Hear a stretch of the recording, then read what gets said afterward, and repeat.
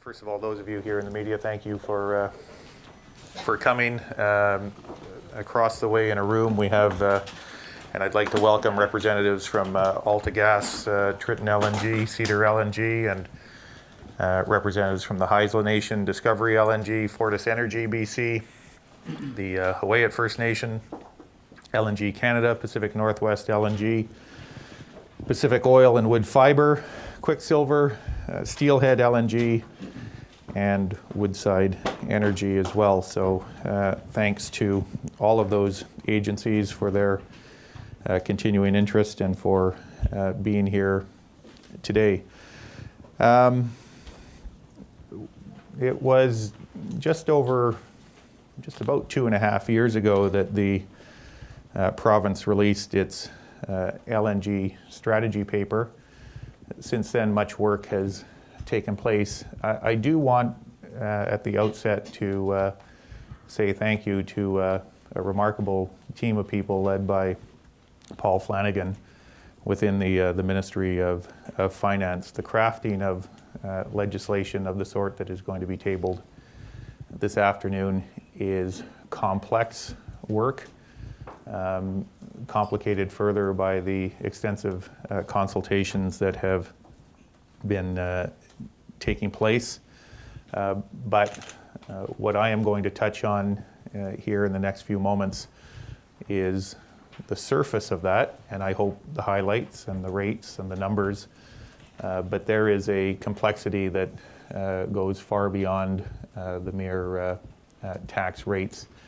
And this team has worked diligently and professionally to ensure that we have a package that is complete, and the proponents, most of whom are represented next door, can look at the legislation and know precisely what their obligations would be in the event that they make the decisions to proceed. Today there are 18 LNG proposals in BC. Over 30 companies are involved. 5 of those LNG proposals came this year alone. It's a theme I'll return to a few times this morning. This represents massive investment decisions, and we have come a long way in a relatively short period of time. And to put that into some kind of context, I am told that in Australia, final investment decisions took upwards of 6 years, and we are striving to do better than that and seem on track to do better than that. So brings me to the question of the liquefied natural gas income tax that you heard me refer to back in February when we tabled the budget. And I thought I'd begin by indicating to you what the principles were that we tried to be guided by in developing this regime. British Columbians own the resource that will in large measure be used to propel this industry forward in British Columbia. They deserve and are entitled to a fair return on the added value that gas in its liquefied form represents on the world market. I should say this as well: the development of this industry will also involve the expenditure of public monies around public infrastructure. And those are costs that we believe are worth making. They will advance the cause of the industry and the employment that it will create, but they are real costs in terms of public infrastructure. And we are mindful of the need to ensure there is a revenue stream available for that. At the same time, we need to be competitive, and you have heard this from the Premier, from my colleague Minister Coleman, from myself, that we do need to strike a balance and ensure that our overall cost structure compares favorably, because the folks across the way poised to make decisions will be looking certainly at this aspect of our regulatory and taxation regime, but they will be adding it to an overall analysis of costs, and we are mindful of that. Similarly, given the amounts of money involved, we are aware of the need for certainty and predictability on the part of those who are, on behalf of shareholders and organizations elsewhere in the world, contemplating this significant investment. The legislation that is being tabled today, we believe, addresses that in a positive way. And perhaps we take this for granted here in British Columbia and Canada, but there needs to be equality of treatment for all proponents. And that is the hallmark of the legislation and project development agreements that will, we hope, follow in short order.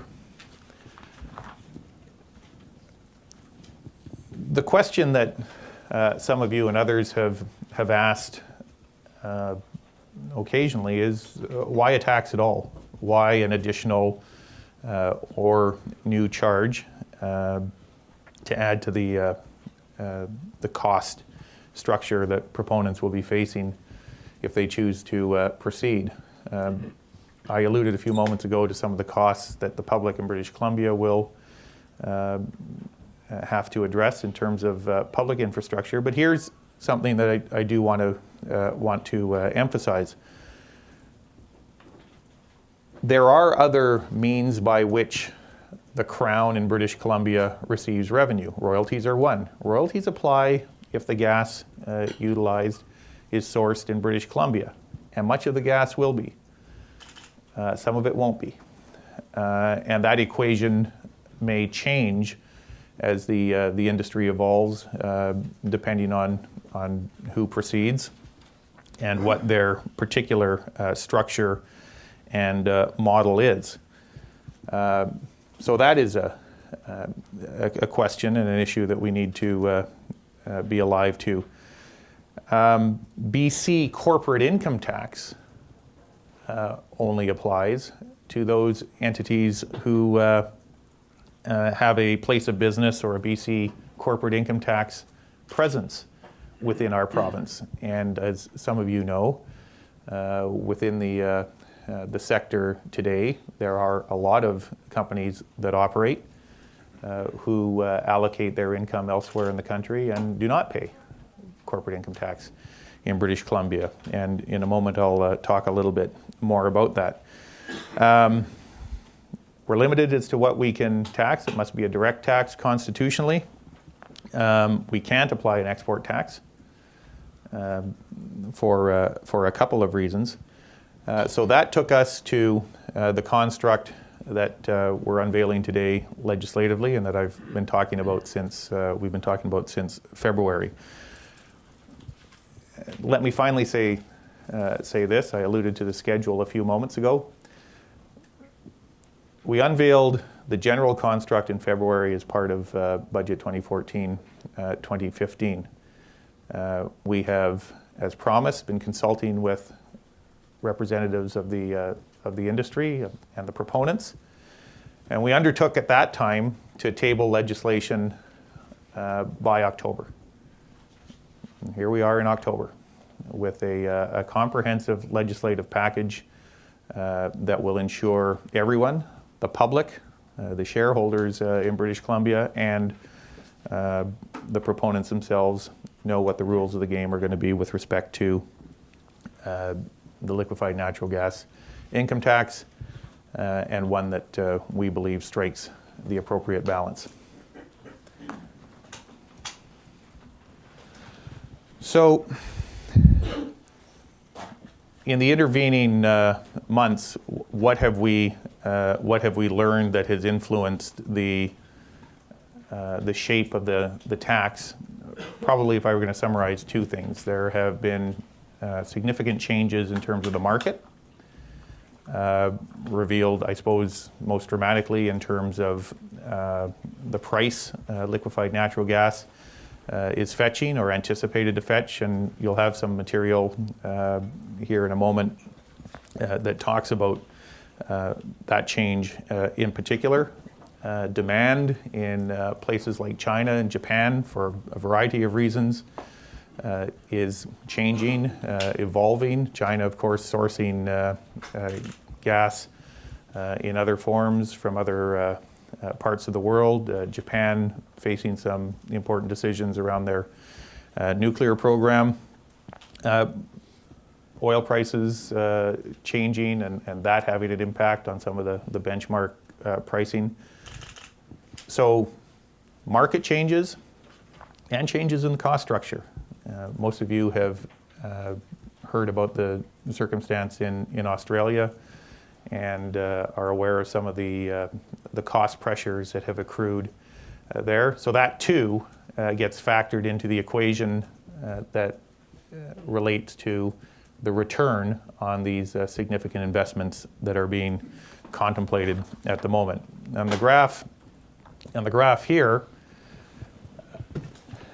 that spread, and by the way, this is from the U.S. agency, the U.S. Energy Information Agency that publishes this on a regular basis.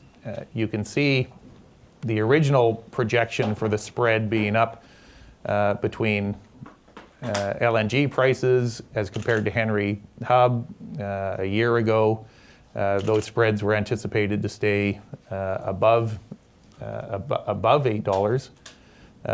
Today, as you can see, they're heading down and believed to be going closer to $6 before they start to move back up. That information from the Energy Information Administration and other sources is relevant in terms of the analysis, obviously, that prospective investors are doing. It's also relevant in terms of our analysis with respect to the development of a taxation regime here in British Columbia. The opportunity remains. The opportunity to succeed for proponents very much remains, but the design and the tax structure obviously needs to take into account changing circumstances as it relates to market and the potential for return. So in terms of the tax itself, some of you may have seen a version of this and how the industry can be, or the process of liquefaction can be divided as between the upstream, the midstream liquefaction activity itself and moving it to market. We have focused through this tax on the liquefaction process, that which takes place at the facility located within British Columbia. The tax is not a royalty. It does not apply to the natural gas. Some of that gas will be from British Columbia. Some of it will likely be from elsewhere. It is not an export tax. There are constitutional impediments to the creation of an export tax. And it will apply as well to LNG created for domestic markets as well as export markets. So those are features of the tax worth noting. Now, here is the I guess the guts of the matter that people have been waiting for in terms of the legislation today. Beginning on January the 1st, 2017, the rate will begin initially at 3.5%, and then in 2037, 20 years later, rise to 5%. When plants begin operating and producing liquefied natural gas, liquefaction process begins, there will be an initial minimum tax rate of 1.5%. I should say this is all based on profits, which is the reference to net operating income. Even at the 1.5% rate, it is based on a plant making money. And that tax is payable while operating losses and capital investment costs are being recovered. In your background material, you'll have information defining those terms, how the calculations are intended to occur, what's captured by operating losses, what's captured by capital investment and included in the capital investment account. And in a moment, to the extent that you have technical questions, we'll have a team in here that can help you with that. As you see the credit, there's a credit tax pool for the tier 1 amount of 1.5 that is deductible from the 3.5% tax. Hopefully a couple of the modeling slides, it would just carry on. I think this next slide basically is a prettier version of what I've just tried to explain. I think the more graphic illustration comes in a moment when we talk about some of the modeling and show what this might mean for a particular kind of plant. But before I get to that, the other component to the legislation that you'll see later on this afternoon is the natural gas credit. The key here is that it is available to LNG taxpayers that are paying BC corporate income tax. And if they are, meaning they have a permanent establishment in British Columbia, they can, on the basis of the formula set out there, 0.5% of the cost of natural gas that they own at the LNG facility inlet, they will qualify for that non-refundable tax credit. The long and the short of that is they can, in effect, reduce the BC income tax rate they pay from 11% down to 8%. And they have the ability to take unused tax credit and carry them forward. I will say this in anticipation of perhaps the question, is it designed in part to incent agencies, operators to allocate income to British Columbia? Yes, it is. And it is designed in part with that in mind. Jamie? So I thought it would be worthwhile to share with you some of the modeling that we've done. And I thought it would also be worthwhile to provide a bit of a comparison between the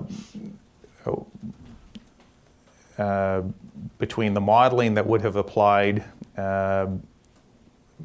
based on numbers I was using, I said back in February, up to 7%. So here's an indication of how this would play out.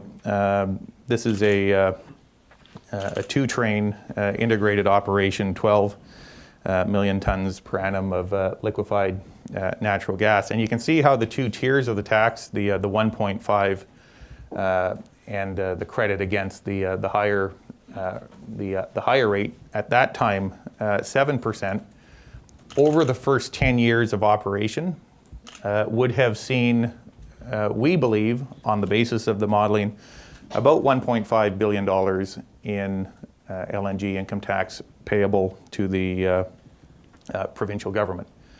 1.5, that's based on the 7% rate, that the maximum that we originally contemplated. If we go to the next slide, so same assumptions about the size of the facility, 2 trains, 12 million tons per annum, and you can see how those numbers obviously come down to where we think our modeling suggests that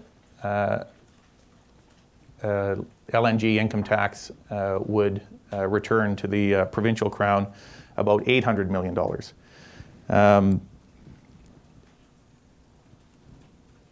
want to make sure I share with you any of the assumptions that is based on. It's based on the assumption of net operating income of $3.5 billion, revenues of $7.5 billion, and expenses of $4 billion in each year over the 10-year period, and the tax rate at 3.5%. It also assumes that the capital investment account is $12.5 billion at the start of year one. And then you can see how over the first 3 years, this taxpayer would pay about $50 million LNG income tax at the 1.5% rate. And during those years, the capital investment account is being deducted by an amount that is equal to the value of the net operating income in that year. By year 4, of course, they've graduated to the higher tax rate, but they're able to tap into their tax pool, their 1.5% tax pool, and reduce the amount they're paying over the subsequent 4 years, and that's reflected on this graph as well. And then by year 7, and certainly by year 8, they're paying the higher amount, just under $150 million. Again, in our modeling, that works out to about $800 million for a plant that size. So what's the comprehensive Crown revenue profile look like here? So again, this is for an LNG facility producing 12 million tons. Again, the two-train model. And you see now we've rolled in other things: PST, carbon tax, royalties. I guess the first point I probably want to make is to draw to your attention that LNG income tax is by no means the largest portion of the income that will accrue to the Crown, although it is a significant amount. Over the life of this, the 13 years represented here, and having regard for all of the taxes that would be payable, we see our modeling tells us revenue to the Crown would be $8.8 billion for that size plant over that period of time.